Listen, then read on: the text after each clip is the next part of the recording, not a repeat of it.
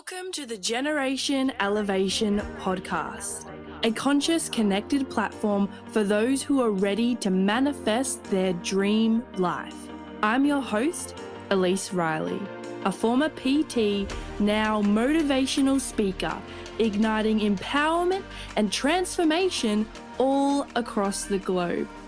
Here at Generation Elevation, we are committed to bringing you the most inspiring guests who will share their stories, wisdom, and advice to help you progress closer to living a life of your own terms.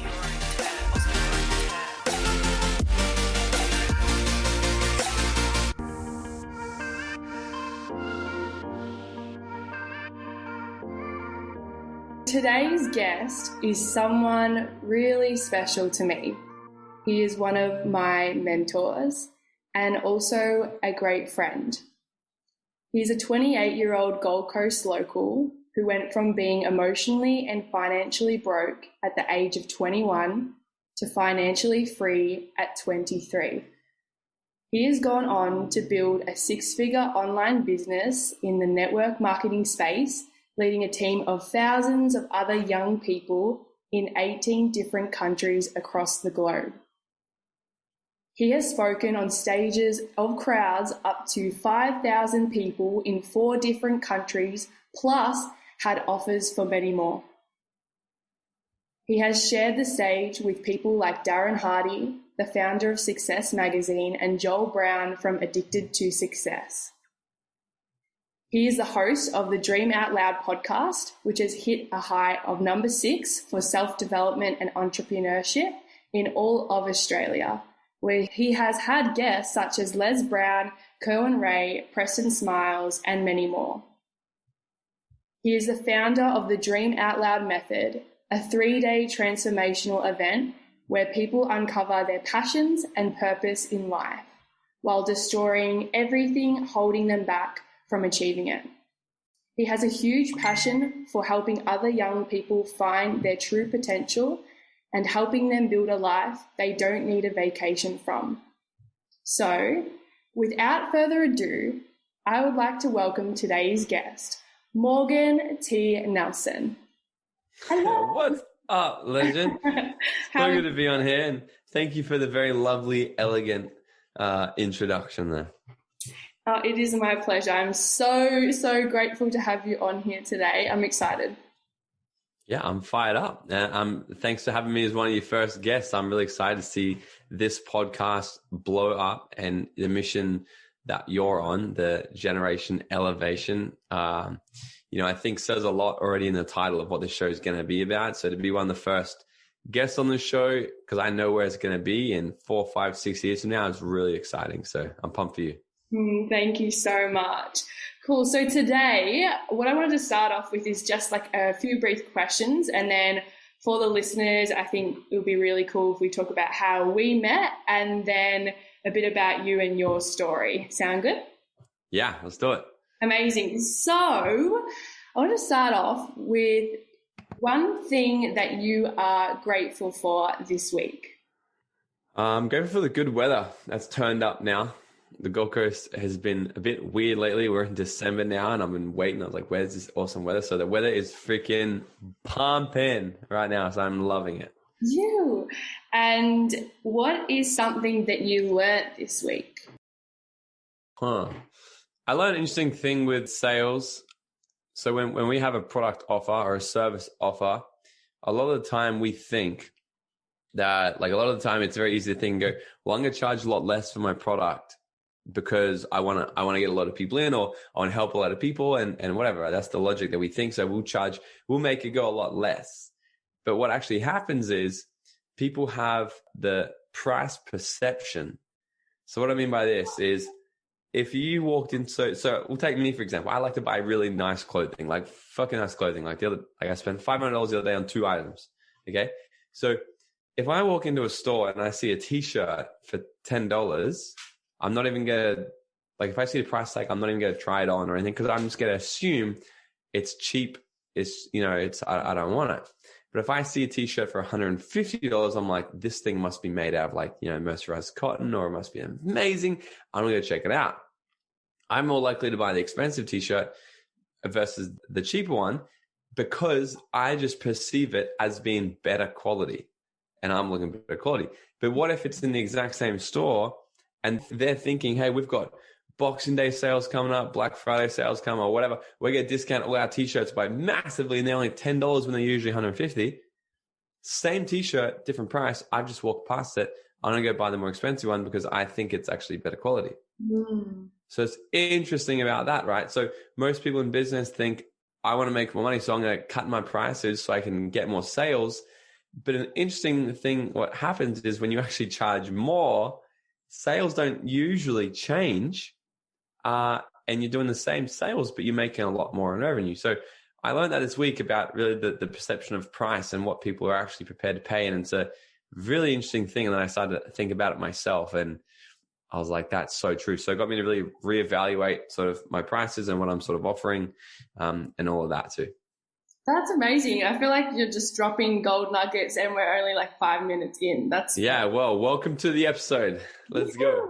Amazing. So I want to briefly touch on how I met you, first of all, and then maybe we can go into how like you met me, if that makes sense.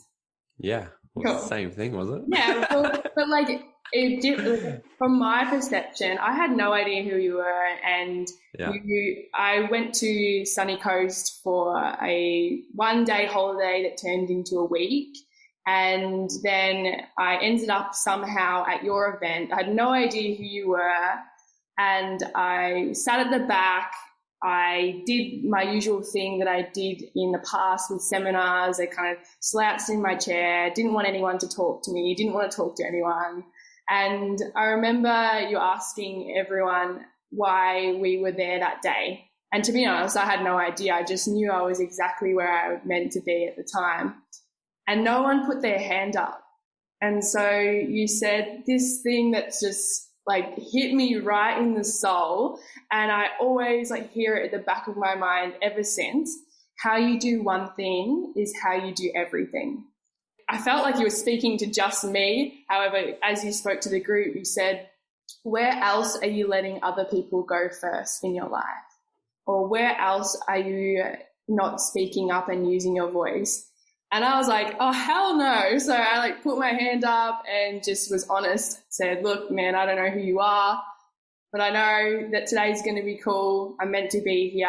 And it was epic. So tell me a little bit about your story. How did you end up there? Yeah, how did I end up there? That's an interesting thing. And yeah, that's so funny. I do remember that event.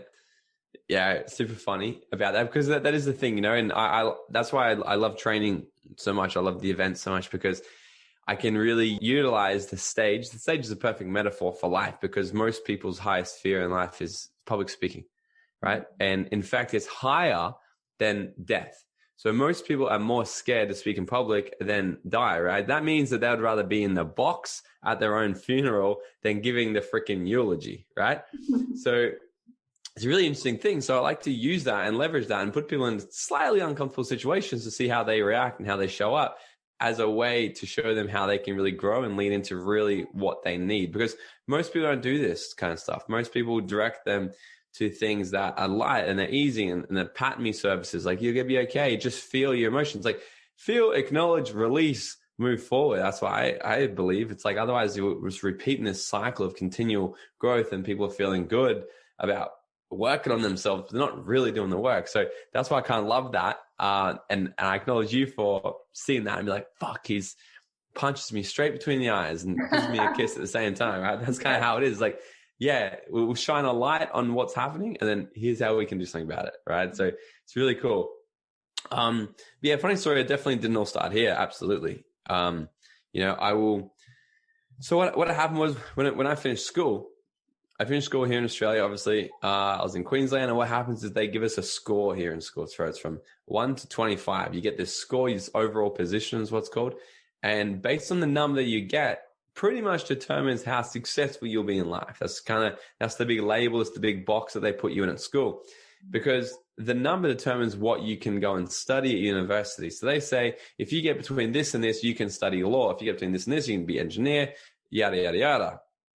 And the interesting thing is they use the same test to judge and score every single person, which now what I know in life just doesn't make any sense. That's like getting a monkey, an elephant, and a goldfish and saying, okay, guys, today we're going to do a test and I'm going to judge you on your ability to climb that tree. Now, if the monkey, the goldfish, and the elephant all go through the same test, the monkey is going to think he's the smartest. The elephant's going to be like, well, I can just cheat and I can take my trunk up there. And the goldfish can't do anything and is going to go his whole life thinking that that's an idiot. Mm. But if we say to the monkey, hey, we're going to judge you on your ability to do a lap around this goldfish bowl, it's like, how the hell can I even get inside the goldfish bowl? It's going to fail, but the goldfish is going to win. Mm. So it's very interesting, right? So how can you judge a whole nation, a whole community, a whole generation of people on one test? It's really interesting to believe, right? So that's what happened to me. So obviously I'm heated about this because like I finished, right? So I finished school and I got one of the worst scores. Okay. So one's the best, 25's the worst. I think I got a 21. And I had people telling me like, what score did you get? Yeah. And I'm like, I got 21. They're like, oh my God, what are you even going to do with your life? And I'm like, I don't know. Like, cause pretty much if you get past like a 16, you can't go to university. And back then it's like, if you want to succeed in life, you must go to university. And I was like, fuck, that's out of the option. So I'm already a failure. I'm only 17 years old. Let's see how this life thing goes, right? But here's the thing. I was kind of ignorant to it all. I was like, I don't care about this test. I don't care about any of this. All I know is I want to enjoy my life. I'm going to have fun. And that's it. Even if I'm going to be like a backpacking bum and just go around the world, but I'm going to see more countries and experience more things that anybody else can in the world. That's what I think true wealth is. And so I left school despite, some teachers and stuff sort of telling me like, hey, you should go and get a job with your hands because it's the only job you'll be able to do really. Because I don't recommend getting into journalism, speaking or writing because it's not your strong suit. And here I am, have a top self-development podcast, which is a speaking platform. I interview people. I just wrote my first book and I speak on stages all around the world. So go figure, right? So many times in life, it's going to be people that tell you can't do things because they look at you because perception is projection. We can get into that later. But what people see inside of themselves is what they see in other people. This is what I'm aware of now.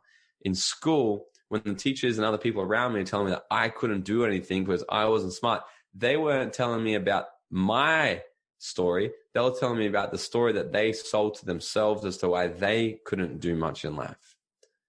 Now, for a few years, I believed it because I was 17. I didn't know what to do.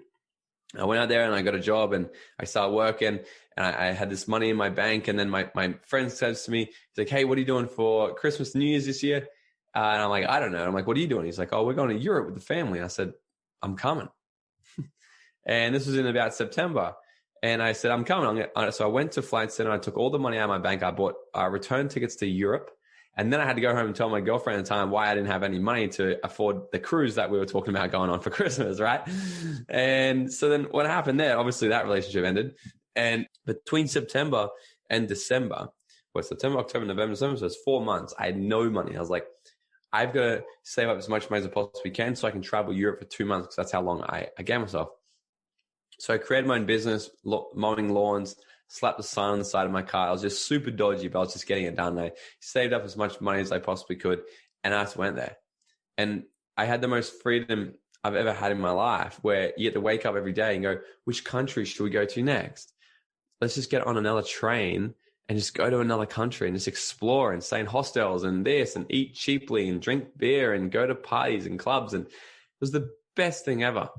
And then I'm thinking like university, I had other friends in university. I said, man, these guys got sold a fake dream. Reality did hit me eventually, right? I come back to Australia. And my friend, I come back, I was broke. And my friend calls me up and he says, hey, what are you going to do for a job? I said, I'm not sure. And he said, hey, do you want to be a chippy? And I said, fuck is a chippy? He says, a carpenter. And I'm like, what, laying carpets?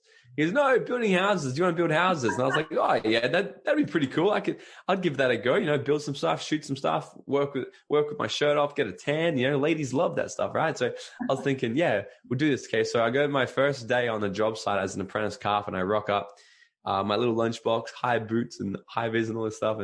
And 9.5 hours into the day, 3:30 in the afternoon, my boss comes up to me and says, Morgan, you can go home early today because it's your first day. And I'm like, 9.5 hours is early. What is a normal day? And he's like, usually a 4:30 or 5 o'clock finish, so we're doing 10 or 11 hours a day. And I said, how many days a week do we do this? And he says 5, usually 6. And then I asked myself, I say, for how many years do I do it? And then the answer in my head was until the day you die, because that is the system. I went through it and spat out the other end as much as I was trying to avoid. And I go, bam, into the job where I was now living to work. And I was like, how did this happen? Now, I don't mind doing carpentry. I don't mind it. It's cool. It's fun. But to do it for my whole life, to spend all day, every day, and have 1 day of freedom per week and a couple hours in the evening and call that a life, it didn't make sense to me. So I quickly started to look for different ways. I'm like, I've got to find a way out. Am I going to be a builder, a developer, a business owner, look for extra money? Am I going to do property? What's it going to be? So I was always had my awareness open. I was interested. I was very curious about people who had success.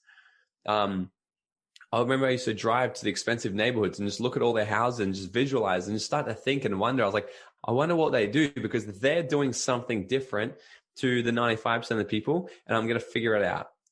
And I remember, I never shared this story, actually. I should somehow try to bring it in, but I was sitting at the pub one day after work, and it was a Wednesday. It's the first time I ever heard about what a passive income was. Sitting at the pub on a Wednesday, and in comes this fellow who's a little bit older, but not too old. He's probably, 48, 50 years old, not too old to be playing golf on a Wednesday, but comes in with his friends. He's playing golf. They just finished golf for the day and playing. And I'm like, this guy looks like he's retired young. So I go up and ask, he comes up to the bar, and I say to him, hey, can I ask you a question? How are you playing golf on a Wednesday with your friends? I'm like, if I buy you a beer, can you tell me? And he's like, and I remember at the time he's like, I can get my own beer, but yeah, I'm happy to tell you. And he gets his beer. And he says to me, he's like, I own a business that works for me when I'm not there. And I'm like, oh my God, that's amazing. What is the business? And he goes, it's a brothel. and I'm like, interesting. And he goes, you see, there's always going to be a demand because there's always horny people out there. He goes, he's like, and my only overheads is rent, licensing, lube, electricity, and condoms. He's like, that's my overheads. He's like, we've got high profit margins. And I don't have to be there to run my business. There's always going to be people coming in to do it. I go, how do I start one? He goes, you need 200 grand, you get started. I said, okay. So from that age, I was like, I need to save up 200 grand because I'm going to buy a brothel, right? But I started to learn about this passive income, how you can have a business and have things work for you when you're not there. And it got me just fascinated. So here I am on this journey of doing whatever I could to make as much money as I can. And I was doing everything I could. And this is when I started to discover that the 4 pillars of building your dream life. And because what happened for me, I'm in this cool environment, I'm enjoying it, and I get taken away from it. We had to work away where I got promised extra money and all this kind of stuff. And, it wasn't long before we got into lots of drugs and alcohol and toxic environment, negativity, getting arrested all the time. This is all the people were around. And 19 years old, I'm just completely addicted to drugs, alcohol. I attempted suicide. I thought there was no way out. I was just like in this darkest place where I was like, this sucks. Can't believe I got sold this dream of life. And I was full of victim mindset about it all. But then I just asked myself, I was like, if I was to take one form of action right now, it's going to drastically change my life, what would it be?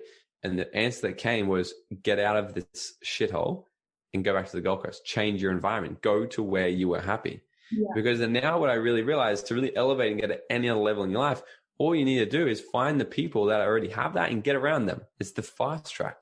Because you just cut through the noise. And if you can start hearing how other people are talking, walking, hanging out with other people, the deals they're making, and all these kinds of things, you'll start to think and act differently yourself. So I realized there that I'd changed my environment, which is the first pillar. I did that, come back down the Gold Coast, start asking questions, meeting other people inside this environment. And lo and behold, I find people who are like, hey, come and check out this income opportunity. And I went along to this thing called, it was a network marketing opportunity. And at the time I thought it was a scam and a cult and all this shit. And my friend says to me, he's like, just remember that you're broke. Come and have a look at it. And I'm like, yeah, good point.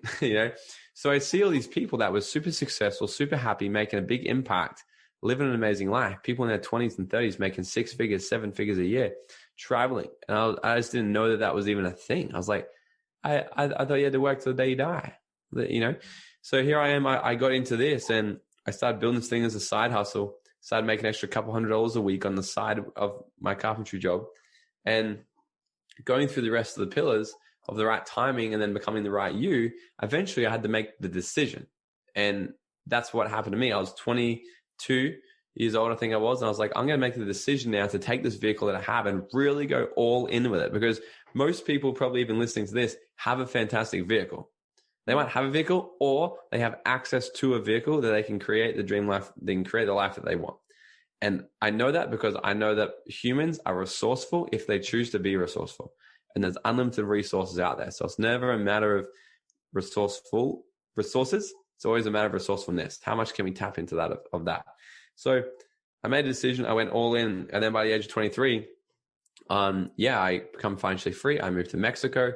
That's all I freaking wanted. I was wanting to find a vehicle that I could create freedom, where I could travel again and start living this cool life. So here I'm living on the beach of Mexico. And then I grew that into a 6-figure income, started traveling around the world. Inside of our company, they wanted me to speak on stage and train other people and help other people. And now that things just grown, and yeah, it sort of brings me to here now. So last year I was sitting back thinking, how can I take everything to a new level and create bigger impact, larger impact outside of my network marketing organization? And I built my podcast, Dream Out Loud, and that's now turned into, like, that has allowed me to build multiple 6-figure incomes. I've built 2 new businesses because of the podcast that are both multiple 6-figure incomes. And so it's just crazy. So not only I've got the extra businesses, the income, the more lifestyle, the freedom, but the impact I'm now having in a whole new level is the most exciting thing I've ever done in my life. So I'm super fired up. And that brings me to everything that we're doing right now here, Elise. That is incredible. Oh, that makes me like so happy to hear. Like, and especially coming from a place where, you know, you're at such a low point, and then to now creating so much impact, helping people live the life of their dreams is super inspiring. And so I guess you mentioned having the right environment and the right vehicle. What are 2 other, I guess you could say, pieces of advice for listeners out there, especially coming from someone that was broke when you were 21 and then financially free at 23? What is like the 2 like key pieces of advice from how you got from there to there? Yeah. Well, I'll go into the 4 a bit more. So I'll give you more. Okay. So, right. So because everything really comes back down to, this is what I've built everything around now. So the Dream Out Loud method, which is a 3-day transformational event, is based purely on the 4 pillars of your dream life. Like everything I teach, because it's like every area of my life, I want to go to a new level. If I have a new goal, I just come back to this system. So the first one is, are you in the right environment, internally and externally? So what I mean by that is, you can be around the right people physically, but then what if you're in situations where sometimes you can't choose the people you're around? Now, I know everything's a choice to a point, but sometimes, so when I had a job and I was a carpenter, I didn't like some of the people I worked with. I didn't like some of the clients, but I kind of had to do it because, like, I need a job. And the only sort of physical environment I wanted was a beach in Mexico, right? So what I did know how to do, I can choose my internal environment. So what are the things that I say to myself daily? What do I focus on? Like, I love that you opened this interview with, like, what are you grateful for? Mm-hmm. When I started implementing that into my life, my whole life changed. When every day I woke up and just adjusted my thought process to, instead of going, oh my God, I got to go to work again, oh my God, it's so early, to going, what's the first 3 things I'm grateful for? I got into a habit for a very long time of actually the first words that would come out of my mouth would say, I'm happier, healthier, and wealthier and more fit than I was yesterday. That'd be the first thing that just come out of my mouth, because I'd just say it and I'd implement it into my mind, because I know that our subconscious mind is most open first thing in the morning. So the things we say and the thoughts we think get embedded on a much deeper level straight away in the morning. But most people wake up and they roll over and check their phones and compare themselves to social media, check the messages and get reactive and like, oh my God, emails and all this shit. So when I started to just implement gratitude and visualization into my morning, changed my whole day. So just also the things that I say. So this comes down to emotional intelligence and controlling your emotions a little more. You know, I used to be the one who would go out and someone would say the wrong thing to me and I'd just get in a fight with them straight away because I couldn't control it. Now, like, I don't know what it would take me to get in a fight with someone. It just doesn't happen. Like, you know, I just know how to control these things, but it's because what are the things that we're saying to ourselves? So the first thing is the right environment. You need to be around the right people. So getting around, so the people listening to this podcast, that is a form of you being around the right people. consuming this content, putting good things in your ears, because we have 5 senses and we can download information through every single one of them. Right now, you're downloading it through hearing, which is, that's how you collect the information. You can see things, taste things, touch things, right? Or there's these 5, and that's how we collect information. So that's how we're downloading information around us through our 5 senses. So the people that we're around, the things we're watching, the things we're listening to, this is how we're building the awareness and the perception of our reality. So if we're plugged into the news every day, or if we're just watching Netflix and gossip and dramas and horror films and all this negative shit, then we're just going to project and create nothing but a negative life. So we can change it there internally really fast. And the next thing is the right vehicle. So you must have some type of vehicle to get you from where you are to where you want to go, whether that be financially, the relationship, the job, or whatever. But the great thing is you don't need to know the how. So if you can see what you want, then you can create an incredible vision of your future. Most people, if they're sitting here and they're like, if they're lost or stuck or unmotivated, or they think they need to be fixed, when people come to my event, it's like, I say straight away, I'm like, I'm not here to fix you because you don't need to be fixed. I'm not here to motivate you because then that's only going to last for like an hour. It's like a coffee. But if I can help you tap into what's already there, if I can help you discover your true purpose, your true vision, then you'll go forever when I'm not around. Because most people don't lack motivation. They lack inspiration. They're not inspired. And how do we get inspiration? Is having a compelling, fulfilling vision of our future. We must have something in that. We can have a Ferrari in the driveway, but if we don't know where we can take it, we're not excited to drive it. But if we know that we can take this Ferrari to Brisbane, or we can take it to Sydney or whatever, and then we start to know how to get there. Perfect, right? If you get in your Ferrari in the driveway and you go, I know Sydney exists because I've seen photos. I know it's there. Do you know, if you're to drive from the Gold Coast to Sydney, do you know every single road to take from here to then off the back of your hand? No. But all you need to do is get in, put the destination in your GPS, trust that it's going to guide you, and take massive action and get there and enjoy the fucking journey. Most people are in a Ferrari and all they care about is how they're going to feel when they get to the destination. But what about just enjoying the drive? Like, you're in a Ferrari, enjoy the drive, right? So get your vehicle. The next thing is making the right timing. So the third pillar is the right timing. This comes down to, you need to see what you want, see it crystal clear, have it everywhere, have your vision boards, have it on your phone, have your goals, set your goals, put it in GPS. You must believe that you can do it. So take massive action. Sometimes people think, they're like, well, but I can't do this yet because I don't believe myself. I get that, but let's just play a game for a second. How would you act if you just pretended like you believed in yourself? Try that one on. Most people aren't taking the action because, like, I don't believe in myself yet. That's all good. I'm not saying that you should go believe in yourself right now. What I'm saying is pretend that you believe in yourself. Just act. Pretend that you do. And what would you do if you knew you couldn't fail? Just try it. Let's just see if it works for a second. So we do that. The next thing is you must decide. Like I said before, there was a moment in my journey where I stopped flirting with what I wanted. I stopped flirting. I stopped being like this seductive to it. Okay. And I fucking married it. Having everything you want in life is just going that tiny little bit more, a tiny bit more. Most people are doing the best they think they can. But if they were to really tap in and go, how much more can I do? There's another 10% there. Yeah. That is the difference. Going the 100% and jumping all the way in. So then the last one is they've got to act on it. So they must take action. You can't just see what you want, believe in yourself, and wish and hope and make the decision, but then do nothing about it. You must take massive action and get there. And that's what happens. When you take massive action, the universe works and conspires for you. Things happen for you that are going to guide you along the way. If you get in your Ferrari and you get your GPS set and you're just freaking gunning it, but then the road's blocked one way, you're like, oh my God, I thought that was the road I had to take. But for some reason, it's blocked off today. So I wonder what's up this mountain. I wonder what I can find. And then you go up the mountain and perhaps you find a Maserati. And you're like, oh my God, an upgrade, right? Or a Bugatti. You're like, oh, I didn't know that I could get a Bugatti. or it takes you to a helicopter. Wow, I didn't know this back then, but now I see it because it guided me and I just went with the flow and I went with the journey and I enjoyed it. These things happen. And then the final one is becoming the right you. So you are the best investment you'll ever work on. I had a conversation with someone the other day and they're like, my boss wants me to start saving all this money so I can buy a property. I said, cool. That's a great boss. Like, he's interested in you, but so what's the problem? He goes, well, the problem is I want to invest more in, doing some coaching and personal development and some leadership development.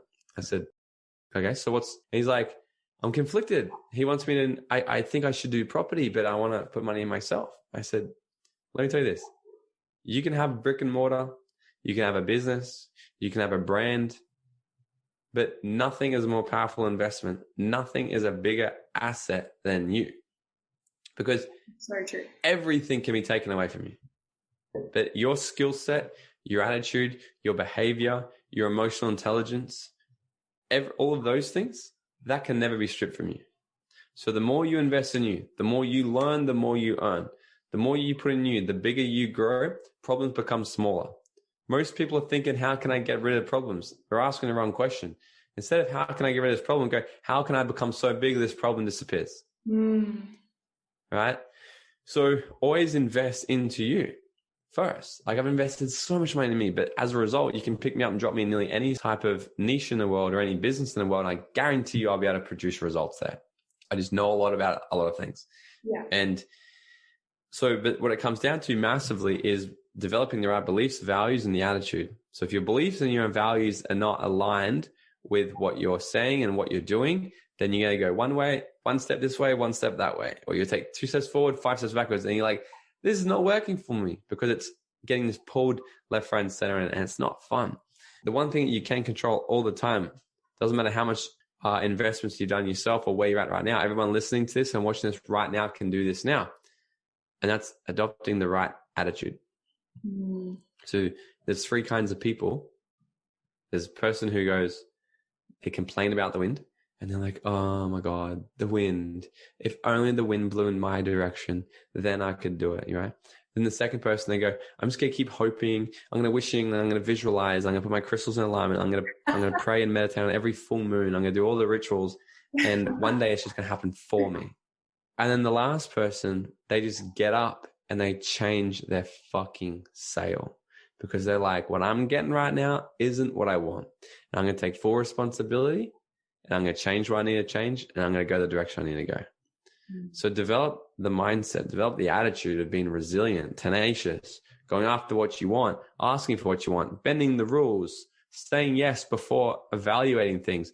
And my biggest one, which I said to you yesterday, it's better to ask for forgiveness than it is for approval. Okay. So just go after what you want and stop waiting for permission. Okay. Like that's literally how I live my life. I'm going to go get what I want. As long as it's within morals, like I'm not hurting anybody, right? But it's like, I'm going to go and I'm going to get what I want. And if I offend somebody else, I'd rather say sorry than go and ask for permission and risk not even having the opportunity to do it. Yeah. And I guess with that, knowing that you're always coming from a place of love too, like what you do is helping people. So it's like you shouldn't have to worry about going and asking for what you want, because at the end of the day, you know that it's going to benefit other people. Yeah. Like if you've got a powerful vision and you're taking relentless action in pursuit of that, if it's in alignment with your vision, you should be unapologetic about taking and doing what you need to do in order to make it happen. So if you've got a powerful vision and you're about making impact and helping people and doing cool things, then you got to be relentless and go make that happen. However, if your vision is just for you to become the most richest and most significant person in the world, and then you go, I'm going to take whatever I want, that's when we got to create a problem. So if your vision is all about impact, contribution, helping people, and you're leading, because you can lead with significance or you can lead with love and connection. They're the two. So if you're leading with significance, then there's a bit of an issue. If you're leading with love and connection and purpose, then authentically, unapologetically, take what you need and go get it. Yeah. And on that, you speak about a compelling vision and the importance of having that. What is your vision? Like, where do you see yourself going with this? Yeah. So it's really interesting. So I'm so in my vision right now. It's not funny, but massively, the biggest thing for me is taking the Dream Out Loud mission is so much bigger. So what I do see. So here's the thing with me, like I don't have a mission statement. I don't have these things, but I've just got pictures. I've got pictures. So I'll describe the picture. What I do have is stadium with 5,000 people. There's heaps of beanbags and stuff down the front. There's musical instruments on stage. Because here's the thing. I like playing music. I'm just not that good at it. So when I was younger, I had the dream to be a musician and be a famous rock star. And that'd be fucking awesome. And I just never went for that. But you know, I said the journey about when you drive the Ferrari and the road's blocked, but then you find the helicopter. Yeah. But then you'll get to Sydney eventually anyway. But when you visualize it, you might have thought you'll get to rock up to Sydney in a Ferrari, but now you got on a helicopter and it's just so much more badass. When I was younger, I was like, I see myself on stages around the world, being an entertainer. That's who I'm naturally programmed to be. I love it. And now what I know is going to happen, I'm going to bring my dream to fruition on my own stages. Eventually, I'll just play music on my own stages and have my own renter crowd, and it'll be funny as hell, and we'll have so much fun, and I'm going to be able to live out my dream in hope of inspiring other people that they can do the same. And it doesn't have to mean that I had to be a famous rock star, but I'm having these events with thousands of people out, and I get to play my own music, right? So that's super fun for me. So these big events, but what I really want to do is get into the education system as much as I can. Yeah. And the way I sort of see it is having some online programs and things like this where everyone and anyone from around the world can plug into it and get the best education in the world, the things that they really should have learned back in school, things about finances, things about getting jobs, things about managing money, personal development, relationships. Oh my dear God. Imagine if people learn in school, not fucking sex ed, but imagine if they learn how to do a relationship. Imagine how much domestic violence would go down. Imagine how much just shitty, miserable, mediocre relationships, there'd be less of them. Imagine if people started living with more joy and love in their life. And all they needed was more awareness and more knowledge about these things. So I want to provide those things. And then once a year, have a massive event where people from all around the world come in, and I bring in epic speakers because I've got pretty awesome connections now. I get to bring in awesome speakers all around the world and just provide a space under the Dream Out Loud umbrella that is going to be the go-to place for all young people to learn the tips, tricks, and attitude of what it takes to live their dream life. That's incredible. Yeah. No wonder why you work so hard at what you do. And one last question before we wrap up today. What would be the best advice that you've ever received? And then what piece of advice would you want to leave the world with? So 2 questions in one. Yes. The best advice I ever received is don't take advice from broke and unhappy people. That's a great one. Right? Because there's 2 kinds of people there, right? It's like I've met people who are rich and they're unhappy as fuck. They're not giving you sound advice. Because what I truly believe is that wealth isn't just money. Wealth is how you lead and live your life, right? I know people in my circle that are multi-millionaires, but I have a way better life than them. And I know that because I'm happy and they're not, right? So don't take advice from broken, unhappy people because they have a problem for every solution. Okay, and then my advice for everybody out there, my final advice, I guess, is that the question? Yeah. My final bit is stop giving a shit what other people think of you sooner and start doing what you want. Because here's the thing, 99% of the things that you worry about today won't even ever actually happen. And little fucking Sally, who you're worried about her opinion of you, you won't even know who she is or what she's doing 10 years from now. And I guarantee you, if you do, she's DMing you saying, oh my God, I can't believe how successful you now are. I'm so proud of you. You know, oh my God, like we should catch up now, right? So I guarantee that's the only thing that's going to happen because most people get stunned and they stop in their tracks and they stop doing what they really want to do because they're worried about what other people are going to think of them. But guess what? No one actually cares about you. Hate to break it to you. No one cares about you because you know why? Because they're too busy thinking about what other people are thinking about them. Yeah. So they're not thinking about you. They're thinking about what other people are thinking about them. So go out, do epic shit, be unapologetic, and go get what you want. Hell yeah. Yes to that. That is so good. Oh, it's been so good having you on today on my podcast, Morgan. I really appreciate you being here. For those listening, where can they find you? Yeah, so Instagram is my biggest spot, Morgan T. Nelson. Find me there, hang out with me there. All my stuff's on there. And my podcast is called Dream Out Loud. So they're my two major spots to get us. So come hang out. Amazing. Incredible. I'll pop those links in the show notes as well. And yeah, I just wanted to thank you so much for coming on here today. It's been a pleasure, and I am sure I will see you soon and hopefully have you back on here again in the near future. Absolutely. Thank you for being a part of the Generation Elevation community. If you enjoyed today's episode, make sure to leave a 5-star rating, written review, share, and tag me on Instagram at elise.riley. Until next time, keep loving, keep learning, and keep rising.